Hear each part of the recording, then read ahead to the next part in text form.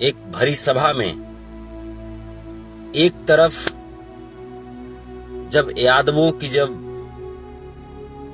उसके सामने जब बुराई होती है, हम यादव हैं तो हम किसी राजपूत को गाली दें, हम यादव हैं तो हम किसी ब्राह्मण को गाली दें, हम यादव हैं तो हम किसी शर्मा को गाली दें, भूमिहार को गाली दें, ये कभी नहीं होता। किसी पासवान को, किसी रविदास को, किसी मांझी जी को मैं गाली दूं, ये कोई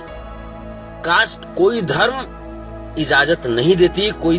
वेद, कोई शास्त्र इजाजत नहीं देती। और अनुपमा यही चीजें हैं तुम्हारे साथ। तुम्हारा बाप कहीं ना कहीं मिक्सर का पैदाइश है और अनुपमा तुम भी कहीं ना कहीं मिक्सर की पैदाइश हो, जिसमें कल्लू जी ने यादवों को गाली देते हुए कहा कि यादव की बेटी से, यादव जी के